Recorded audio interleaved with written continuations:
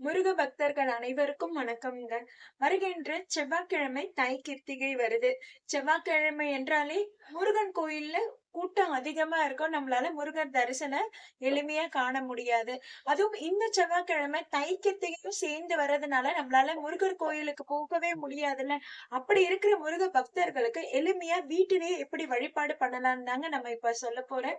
அதாவது நம்ம முருகர்கிட்ட எந்த மாதிரியான வேண்டுதல் வச்சிருந்தாலும் அன்னைக்கு அதிகாலையிலே எழுந்து குளிச்சு முடிச்சுட்டு பூஜை அறையை சுத்தம் செய்து ஷட்கோலம் போடணுங்க. அதாவது ஸ்டார் போடுவோம் பாத்தீங்களா? அந்த மாதிரி ஸ்டார் கோலம் போட்டுட்டு 6 கார்னர்லயும் 6 தீபம் வச்சுட்டு நடுவுல வேல் வச்சுட்டு அந்த வேல் பக்கத்துல ஒரு எலுமிச்சை பழம் வையுங்க.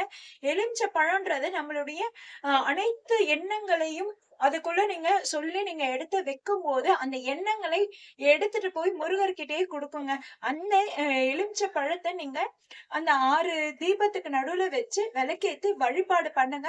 இது அதிகாலையில தொடங்கிடுங்க. மாலை 6 மணிக்கு அப்புறம் உங்களுடைய விரதத்தை முடிச்சிடுங்க. காலையில இருந்து சாயந்தரம் வரைக்கும் எதுவும் சாப்பிட வேணாம். முருகனை நினைச்சு கந்த சஷ்டி கவசம் பாடுங்க.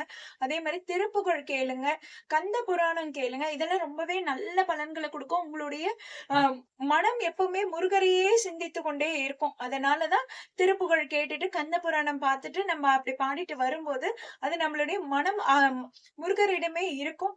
மாலை நேரத்துல விரதத்தை முடிச்சிட்டு இந்த எலுமிச்சை பழத்தை நீங்க வந்து எந்த ஒரு கத்தியோ எந்த ஒரு இதுவும் அறியாம அப்படியே கடிச்சு சாப்பிடுங்க. உங்களுடைய வேண்டுதல் நிறைவேறும்.